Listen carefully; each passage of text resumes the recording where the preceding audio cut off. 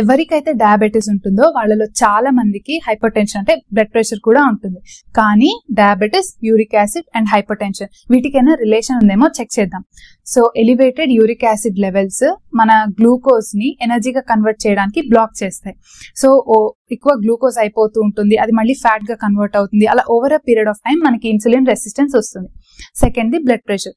Uric acid levels are high uric acid levels are directly proportional to your blood pressure. అంటే ఎక్కువ uric acid levels ఉంటే మీ BP కూడా అంతే ఎక్కువగా ఉంటుంది. లేదు లో ఉన్నాయి అట్లా ఫ్లక్చువేట్ అవుతుంటే మీ బ్లడ్ ప్రెషర్ కూడా ఫ్లక్చువేట్ అయ్యే ఛాన్సెస్ ఉంటాయి. సో అందుకే మీరు మీ యూరిక్ యాసిడ్ ని కంట్రోల్డ్ గా ఉంచుకోవడం అనేది చాలా ఇంపార్టెంట్. చాలా మంది 7.5 లేదా 8 mg/dL వచ్చినా సరే ఏముందిలే అని నెగ్లెక్ట్ చేస్తారు. బట్ 0.5 పెరిగినా కూడా సరే అది మనకి మెటబాలికల్ గా చాలా చేంజెస్ అనేవి వస్తాయి. చాలా మంది డయాబెటీస్ కి, హైపర్ టెన్షన్ కి మెడిసిన్స్ యూజ్ చేస్తున్నాము అయినా సరే కంట్రోల్ అవ్వట్లా అంటారు. మీ యూరిక్ యాసిడ్ లెవెల్స్ చెక్ చేయించుకోండి. ఒకవేళ 1 to 2 mg/dL వస్తే along with the medications and diet మీరు యూరిక్ యాసిడ్ కంట్రోల్ చేయొచ్చు. అండ్ ఈవెన్చువలీ మన డయాబెటీస్ అండ్ హైపర్ టెన్షన్ కూడా అలాంగ్ విత్ మెడికేషన్స్ అవి కంట్రోల్ అవుతాయి.